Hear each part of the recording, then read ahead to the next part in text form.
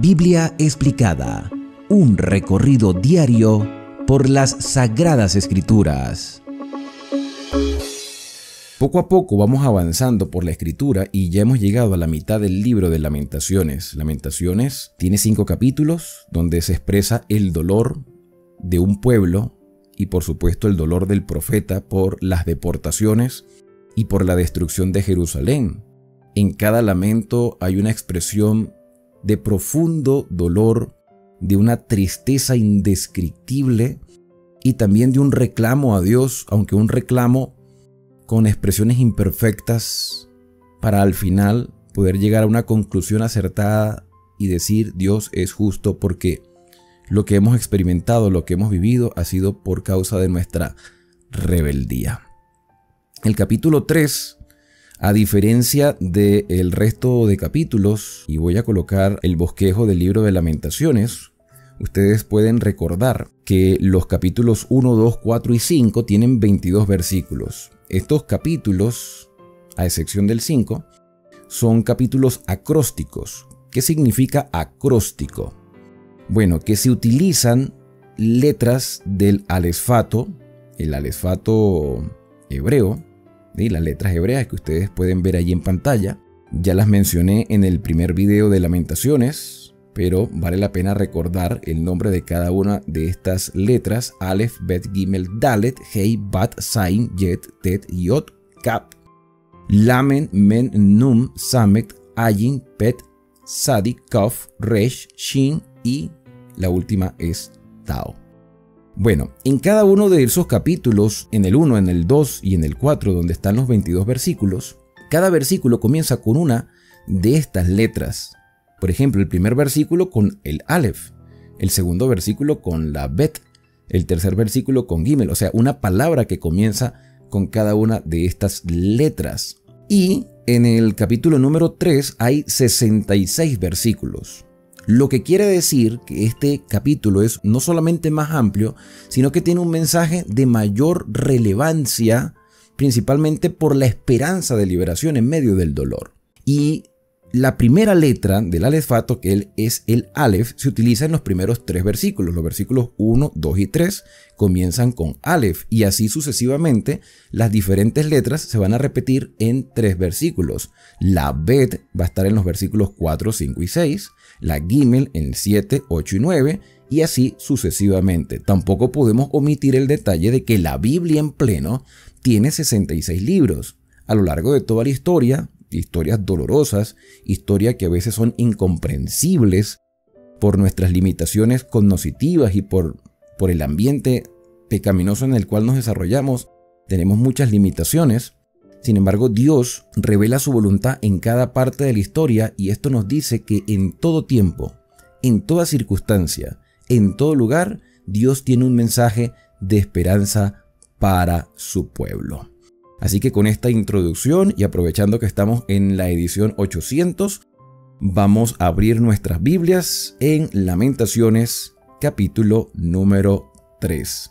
Y el relato comienza diciendo de la siguiente manera: yo soy el hombre, o sea, Jeremías dice: yo soy el hombre que he visto aflicción bajo el látigo de su enojo, del enojo del Señor a causa del pecado. Aquí, a partir de este momento, es posible que Jeremías esté mostrando sus propios sentimientos o los sentimientos generales del pueblo, pero él forma parte de un pueblo que no quería que eso sucediese. Él va a expresar su dolor, y a medida que vamos avanzando en los versículos vamos viendo cómo ese mensaje se va desarrollando y va cambiando el énfasis. Ya no es Señor, estoy sufriendo, ya no es Señor, tú eres el culpable, sino que empieza a decir: Señor, yo confío en ti, Señor, yo sé que tú me vas a ayudar en esta adversidad. Y como este capítulo es mucho más extenso que el resto del libro de Lamentaciones, nos hace ver que aunque el dolor sea grande, aunque la tristeza sea indescriptible, mucho mayor es la esperanza y la solución que Dios tiene para nosotros. Yo voy a repetir lo que dije en los primeros 2 capítulos. Yo no sé qué tipo de problema estás pasando tú en este momento. No sé qué tipo de adversidad estás experimentando, pero Dios tiene un plan para ti, para ayudarte. Estás en deudas. Dios te va a enseñar principios de mayordomía cristiana para que salgas de las deudas. Porque de nada sirve que Dios te provea el dinero y no sepas cómo administrarlo. Tienes problemas en el hogar, Dios te va a enseñar a dirigir tu hogar, con tus hijos, con tu pareja, incluso con tus padres o con tus hermanos. Tienes dificultades espirituales y estás decepcionado de algunas personas de tu iglesia. Bueno, Dios te va a enseñar a relacionarte con aquellas personas que tienen las mismas debilidades que tú, para que ahora tú seas una fuente de esperanza para aquellas personas que están a tu alrededor. Yo soy, dice Jeremías, el hombre que ha visto aflicción bajo el látigo de su enojo. Me guió y me llevó en tinieblas y no en luz, o eso era lo que Jerusalén pensaba. Pensaba que Dios los había abandonado. Ciertamente contra mí volvió y revolvió su mano todo el día. Parece que la tónica del inicio de este capítulo 3 es muy parecida o mantiene la continuidad de los primeros dos capítulos, pero ustedes van a ver la evolución del mensaje a medida que vayamos avanzando. Hizo envejecer mi carne y mi piel, quebrantó mis huesos, edificó baluartes contra mí y me rodeó de amargura y de trabajo. Me dejó en oscuridad, pero eso no era así. Esa era la percepción, pero no era así. ¿Cómo es que Dios dejó en oscuridad a su pueblo? No. Esa era la percepción que había y esa puede ser la percepción de muchas personas. Me dejó en oscuridad, como los ya muertos de mucho tiempo, y aquí nuevamente se repite el principio del estado de los muertos. Después de la muerte no hay nada sino oscuridad, como si no hubiese existido. Me cercó por todos lados y no puedo salir. Ha hecho más pesadas mis cadenas, aun cuando clamé o grité, sería la expresión más correcta, grité, di voces de dolor, clamé. El Señor pareciera aquí, dice el escritor, Jeremías, en sentimiento de su pueblo, cerró sus oídos a mi oración. Eso era lo que ellos pensaban. Cercó mis caminos con piedra labrada, torció mis senderos. Fue para mí como oso que acecha.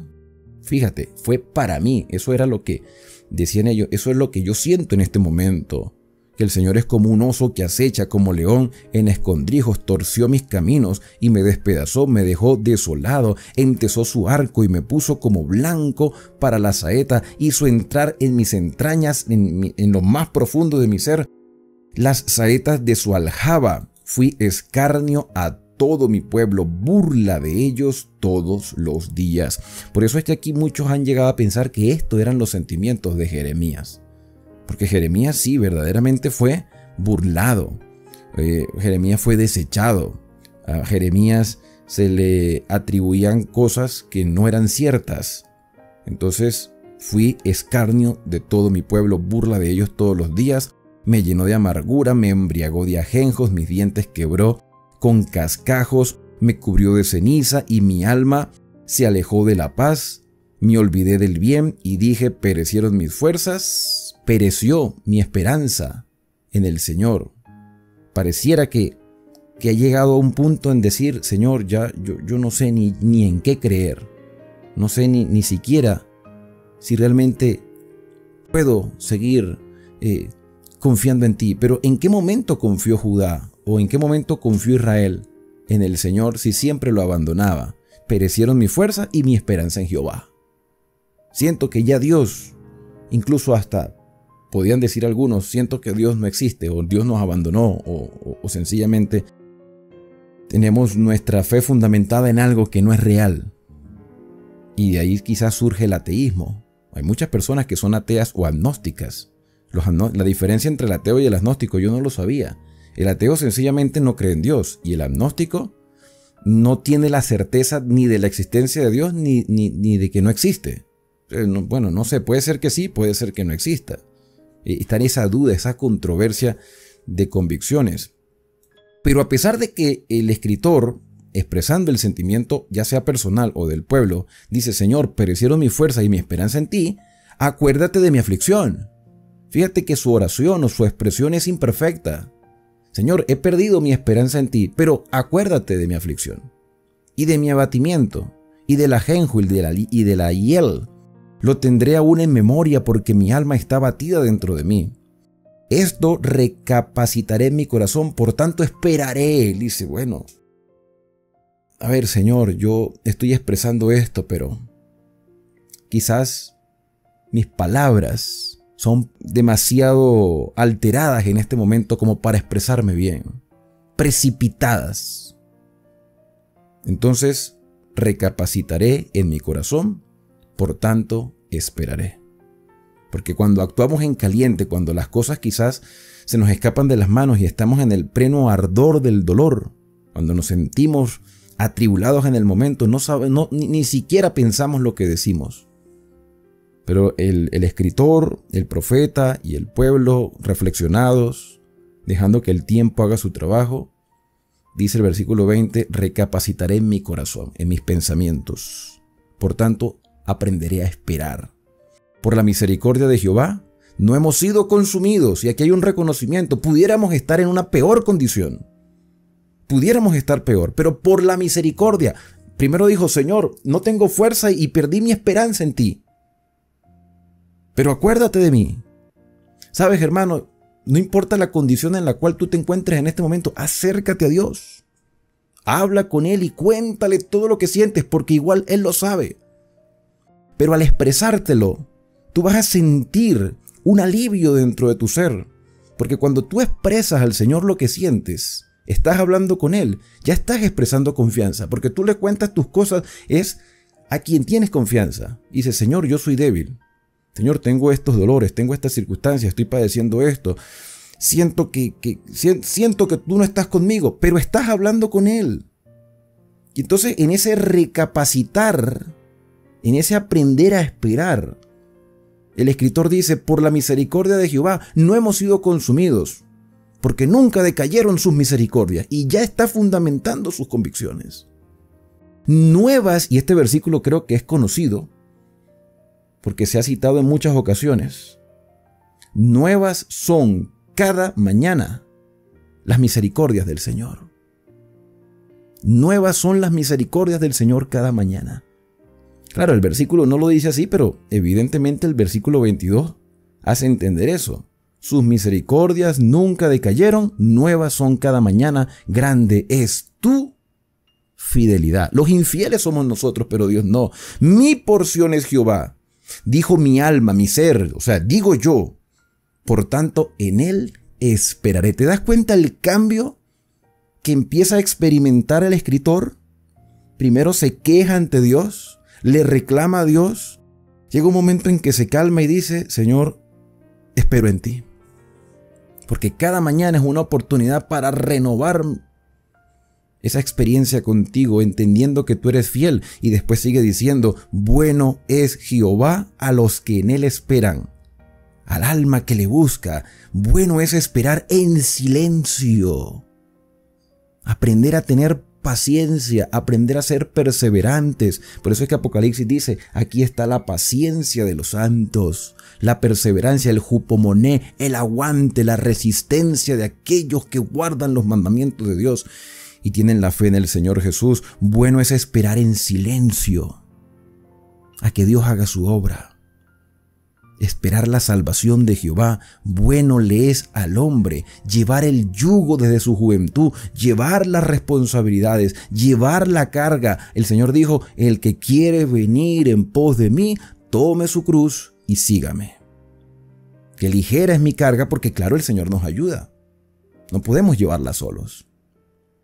Dice aquí, bueno es el hombre que lleve su yugo de su juventud, que se siente solo, que aprenda a callar, porque Dios es quien se lo impuso.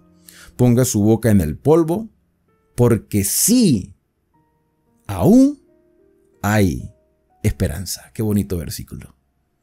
Estos últimos versículos que acabamos de leer son dignos de repetirlo constantemente. Repítelo en tu lectura personal. Si es posible, apréndelos de memoria.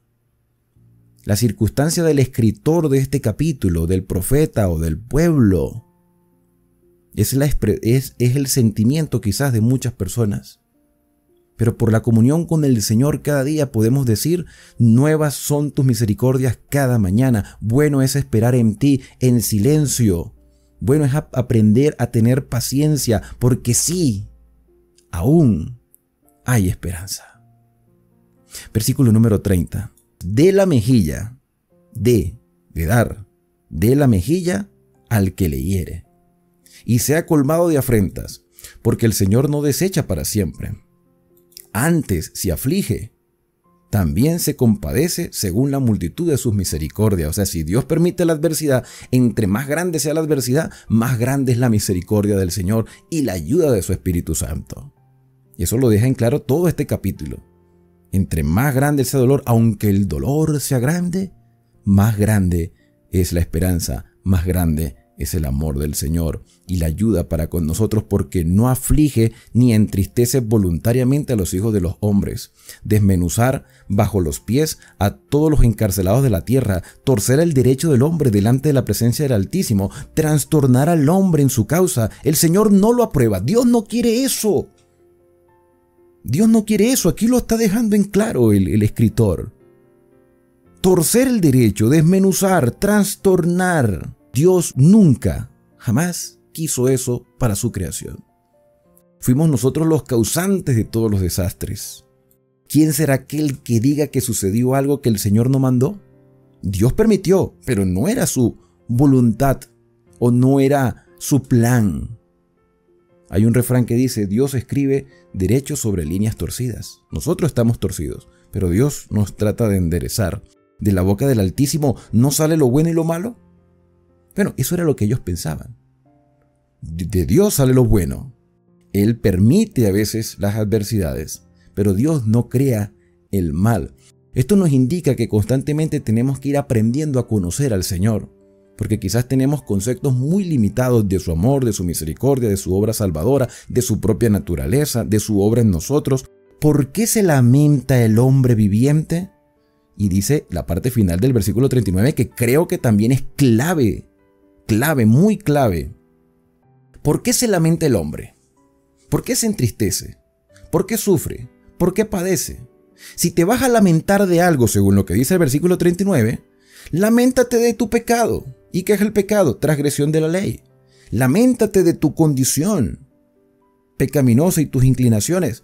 Y cuando tú reconoces que eso que tú estás experimentando no es lo correcto, porque está dentro de ti el mal que mora en ti, como dice el apóstol Pablo: mira, yo con mi mente sirvo a la ley de Dios, pero con mi cuerpo a la ley del pecado. Miserable de mí, ¿quién me librará de este cuerpo de muerte? Y entonces él reconoce que por la misericordia y por la gracia del Señor puede lograr victorias. ¿Por qué se lamenta el hombre que vive? Aunque ya los muertos ya no se pueden lamentar. Laméntese de su pecado, escudriñemos nuestros caminos, analicémonos y busquemos y volvámonos a Jehová. Levantemos nuestros corazones y manos a Dios del cielo. Nosotros nos hemos rebelado, reconozcamos eso. Somos nosotros los que nos hemos rebelado, fuimos desleales. Tú no perdonaste. ¿Por qué no perdonaste, Señor? Porque nosotros no reconocimos esta condición. Desplegaste la ira y nos perseguiste, nos mataste y no perdonaste, porque no te buscamos para pedirte perdón. Esa es la interpretación que yo veo de estos versículos. Porque si grandes son las misericordias y se insta a buscar al Señor y se reconoce que los pecados nos han separado de Él, entonces Dios no perdonó porque nosotros no hemos pedido perdón. Tú cubriste de nube para que no pasase la oración nuestra. Estas personas mantenían las formas de culto, pero en realidad lo que hacían era repetir letanías, pero no tenían una comunión con el Señor. Nos volviste en oprobio y abominación en medio de los pueblos. Todos nuestros enemigos abrieron contra nosotros su boca. Temor y lazo fueron para nosotros asolamiento y quebranto. Ríos de agua echan mis ojos por el quebrantamiento de la hija de mi pueblo. O sea, estoy, Señor, llorando. Estoy llorando por lo que yo estoy viviendo y estoy llorando por lo que estoy viendo en otras personas. Hermanos, vamos a ser sinceros. Nos duele lo que está pasando en el mundo. Vamos a ser sinceros. Cuando nosotros estamos bien, pensamos que los demás están bien. Cuando nosotros estamos mal, pensamos que los demás están bien y no se dan cuenta que estamos mal. Así es nuestra naturaleza. Cuando tú estás bien, tenemos que entender que esa es una oportunidad para ayudar a quien necesita también. Así como Dios provee instrumentos humanos para ayudarnos, aunque quizás no lo vemos en el momento, pero sentémonos a reflexionar un poco y nos daremos cuenta que Dios de una u otra manera provee instrumentos para nuestra ayuda. De una u otra forma, ya sea un consejo, ya sea un extender la mano para ayudarte en ese momento de debilidad. Y ahora nosotros, cuando estamos en una condición mejor, debemos ser los instrumentos de Dios para ayudar a otros. Nos debe doler lo que otro padece. Ríos de agua echan mis ojos por el quebrantamiento de los que están a mi alrededor, de la hija de mi pueblo. Mis ojos destilan y no cesan porque no hay alivio, hasta que Jehová mire y vea desde los cielos, aunque Dios siempre ve. Dios siempre está a tanto de todo. Hasta que Jehová mire y vea desde el cielo, mis ojos contristaron mi alma por todas las hijas de la ciudad. Por cierto que aquí varias veces se repite la expresión alma. El alma no es, porque hay personas que tienen conceptos errados del alma. El alma no es un espíritu consciente que sale de nuestro cuerpo. Y el alma es la unión de nuestro cuerpo, de la materia, con el aliento de vida del Señor. Aquí la traducción más correcta sería mi vida. O sea, mis ojos, contristaron mi vida por todas las hijas de mi pueblo. Mis enemigos me dieron caza como ave, sin saber por qué. ¿Por qué me perseguían? Bueno, tú mismo lo dijiste en el capítulo. Por causa de la rebeldía, del pecado, aunque sí es el sentimiento del profeta, el sentimiento de, Señor, yo estoy haciendo tu voluntad y me están persiguiendo por decir la verdad.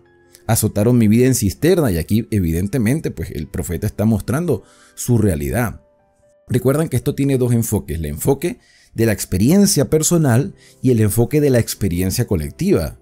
Pero el profeta dice, Señor, me persiguen por hacer tu voluntad, me atan mi vida en cisterna, pusieron piedra sobre mí, aguas cubrieron mi cabeza y dije, estoy muerto. Invoqué tu nombre, oh Jehová, desde la cárcel profunda, porque Jeremías experimentó cárcel.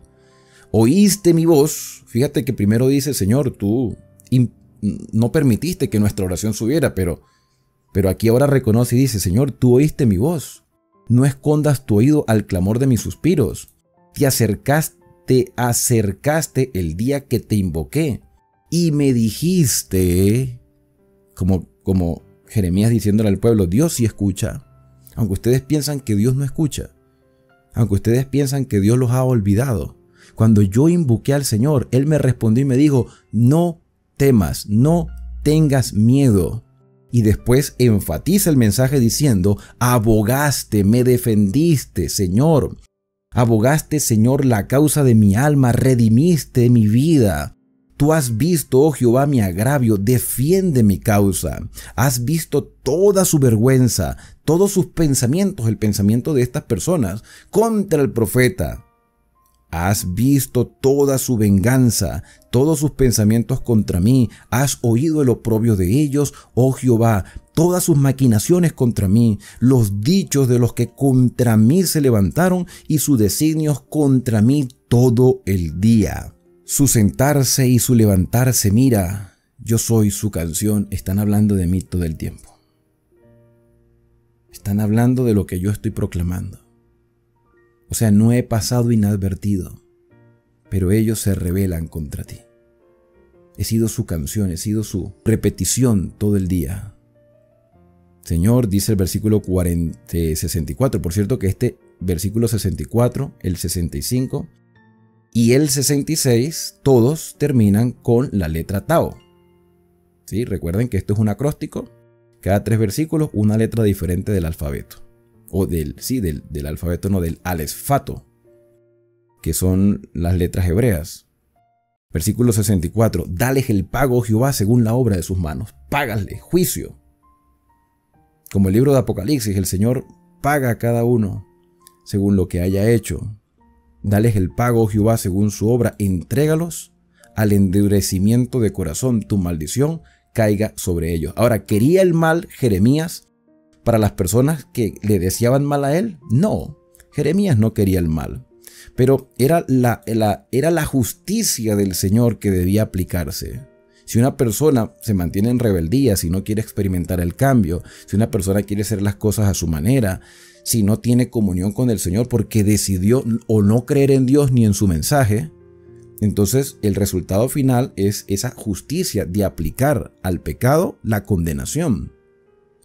Y por eso él dice, persíguelo en tu furor y quebrántalo debajo de los cielos, oh Jehová. A la final, esto es una oración.